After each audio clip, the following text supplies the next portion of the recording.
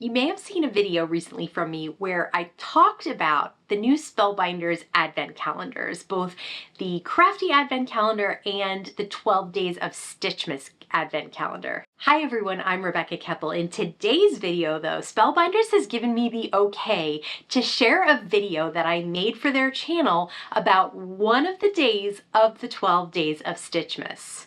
Now, spoiler alert, I'm going to open up one of the days. I'm going to use the stitching dies that are in one of the days. So if you don't want to see this, now's your chance to stop watching. But if you haven't jumped on the Spellbinders Advent Calendar yet, I am going to share with you a couple of ways to use the day 10 of 12 Days of Stitchmas. So let's jump right in, take a look at the 12 Days of Stitchmas Advent Calendar, open up day 10, and I'll share with you some of the supplies that are in the add-on kit, which is cardstock, thread, everything you need to complete those 12 Days of Stitchmas dies. I love little surprises. So advent calendars are one of my favorite things, but an advent calendar that has crafty supplies in it, that is absolutely amazing. Look at how gorgeous this advent calendar is.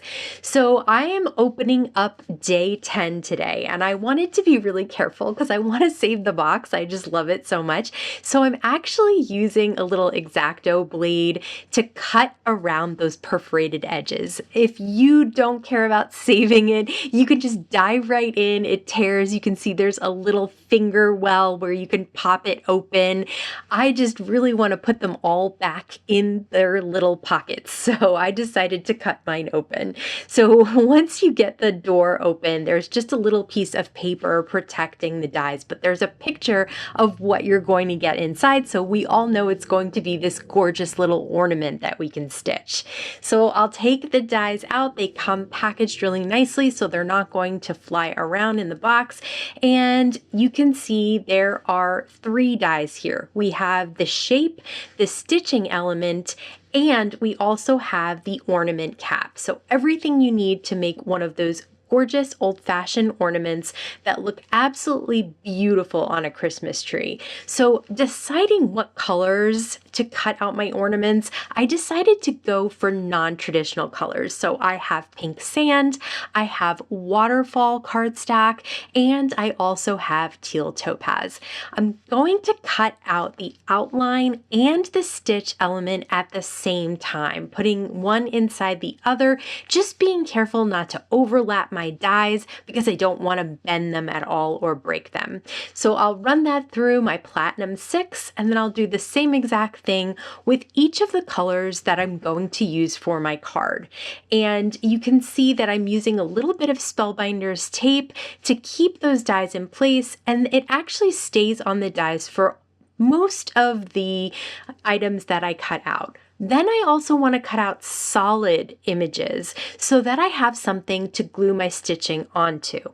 Next, I'll choose my thread.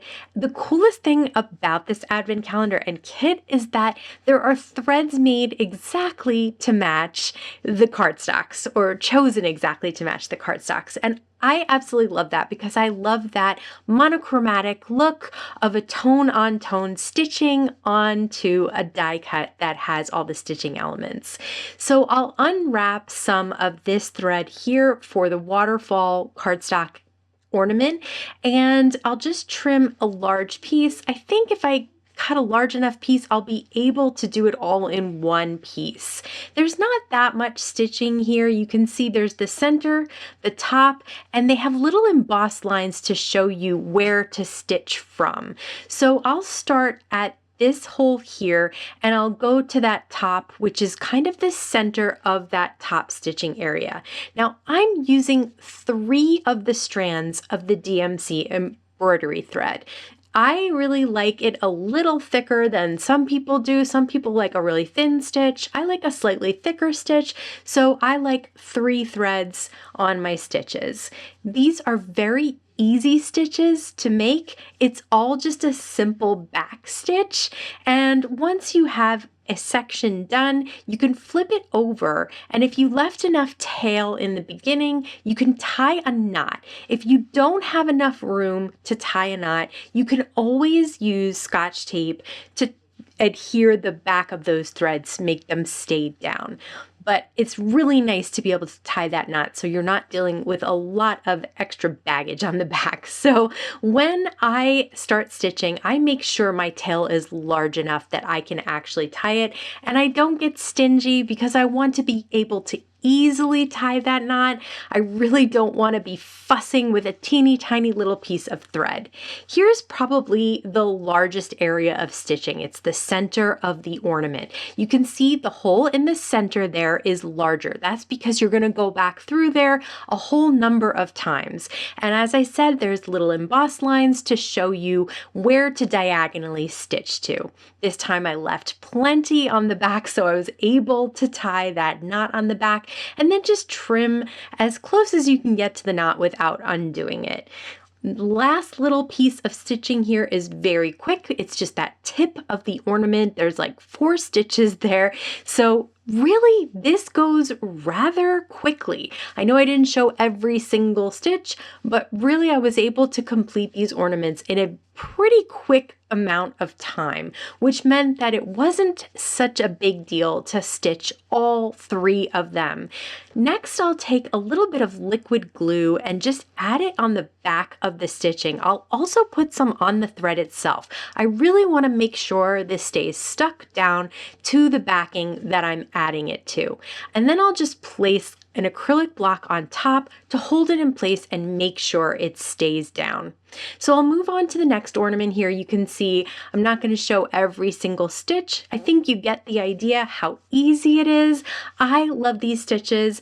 I am not so great at really fussy, tiny little stitching like cross stitch, but these I can do. So whether you've stitched before or not, I really think that you'll enjoy these stitching dies. They're so much fun to play with, and there's really so many ways that you could use them. This part of the ornament, it's like a little bump at the top. That is the perfect place to put a little drop of liquid adhesive so that you can adhere your cap on top.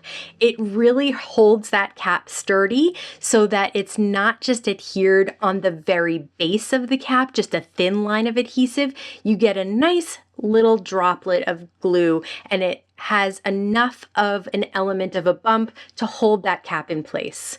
Now, I could have stopped there, but I really love these fashion oyster pearls from Spellbinders, so I decided to add them in a couple of areas on the little ornaments where there were holes but no stitching, and then a larger one right in the center of the stitching that's in the center of the ornament. And this really reminds me of those old-fashioned glass ornaments that are so beautiful. I'll place an A2 piece of the white cardstock from the kit into a stamp positioner and position 2 of the sentiment stamps that come with the kit. And I've just placed the ornaments inside and taken them out so that I can stamp without messing them up, but I get a good placement for both of these sentiments and know that all my ornaments will still fit. So this is a horizontal A2 card. That's how I'm fitting 3 across it, but you could definitely layer them on top of each other if you don't mind covering up some of your stitching. I feel like it's a lot of work and I want to see every little bit of the stitching that I make. I do pop them up on a thin foam square from Spellbinders. I like those lower dimension foam squares when I want just a hint of dimension here, and I do like the way they pop off the back. Last but not least, I decided to add a few gems. This is also from the kit, and I thought that these just added a little bit of sparkle and shine to the white space that was surrounding the card. These are really easy because they're peel and stick, and they come in 3 different sizes on a sheet. They are such a beautiful color. It went perfectly with the colors that I chose for my ornaments for this card. For this next card, I'm only cutting and stitching one ornament, but I decided to use the gold foil for the ornament. I absolutely love stitching on this foil cardstock. I think it looks really beautiful, and it is so easy to stitch because it has a nice thickness to it and it die cuts really beautifully. So it just all around makes a really pretty project. So again, I have the stitch element and I have the base. Here's the cap that I've cut out of some silver foil once again. And then I'm ready for my floss. This time I'm only taking 2 strands of the embroidery floss because I'm going to use 1 strand of that DMC gold thread. It's a subtle look, but it's really kind of special and pretty. So you can always combine different colors of thread and floss, or like here, a metallic with a color. I really think that adds a little bit of a special touch. So I'll use all 3 of those threads in 1 needle and I'll stitch up the ornament just like I did the other ones. So easy. Do you see how beautifully the foil cardstock cuts? The lines are so clean. It's absolutely amazing, and it just looks so fabulous with stitching in it as well. It adds that little hint of pink and color, also the additional little gold in the thread, and again, just so easy to do, so fast to complete, especially if you're only doing 1 ornament per card. You could really do all of your stitching back to back if you were going to make a whole bunch of cards with them, but I really like just sitting down and relaxing and doing this stitching. I do find it relaxing because I don't have to focus as much as I would if I say was cross stitching or doing a pattern or something like that. These are really easy and so much fun. Next, I will just knot off the back here. You can see I have all 3 threads together, and I'll just tie a knot on the back just like I did with the other ornament. It's a little tough sometimes to wrangle all 3 of them together, but you'll get it, and then tie them off and cut those little ends so that they don't stick out from the side. And I just am amazed at how beautiful that gold foil looks. So I'll add a little bit of liquid adhesive on the back once again. I do add it both on the thread itself and on the cardstock back, just because I really want to make sure it stays down. Now, gold on gold is going to slide if you let it. So really hold it in place and then really secure it with an acrylic block and let it dry. I have my Mighty Misty from Spellbinders and a piece of the cardstock from the kit. And this time I'm using the Argyle Plaid 3D embossing folder. So of course I have my adapter plate so that I can get a really great impression. That Mighty Mister will keep the paper from cracking and it will give an even deeper impression. You'll be so amazed. I definitely wasn't using it for a long time, and once I tried it, I will never go back. I mean, just check that out. Look at how deep that impression is. It's such a gorgeous design. Once the ornament is dry, I'll take a little bit of liquid adhesive and put it on that little blob at the top of the ornament that holds the cap in place, and then just place the cap right on top. And then I'm going to set this aside to dry as well. Now I'll take that embossed panel, which I've cut down to 4 by 5 1/4, and I'll place it on some raindrop cardstock. I'm using some Spellbinders tape runner. I don't usually use this much, but I just want to be sure that this stays exactly where I want it on the matted cardstock in the back there. So I'll just straighten that up. Next, I have a set of dies from Spellbinders called the Postage Stamp Label and Tag dies. I'm cutting one of the rectangle labels out of gold mirror cardstock.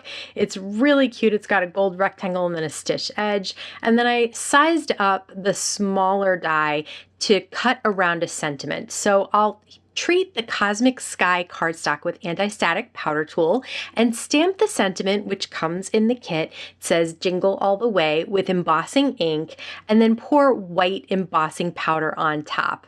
Then I'll pour off that excess and I'll heat set it with a heat tool until that embossing powder completely melts. Then I'll place the die on top with a little bit of tape and cut it out, and it cuts out that cute little ticket. So I have, again, some Spellbinders foam squares. This time though, since I'm using the Cosmic Sky cardstock, I will use black foam squares so that you don't see white kind of kicking out from the side there. I really like the way they hide behind dark colors of cardstock. Now I'll take a loop of the gold thread. So I have a piece of gold thread. I'll just loop it in half, and then I'll take the loop end, not the tie end, not the little tails. I'll take the loop end and put it through the hole of the ornament cap. And then I'll tie a knot with the loop and the two tails, and just tie a knot so that it really stays in place. I'll tie it around twice so that I make sure it's knotted. And what you get from that is a loop that you would be able to hang on the Christmas tree. I'm popping up the Jingle All the Way sentiment on, this time, some white foam squares, since I am using that gold mirror cardstock in the back and it is white.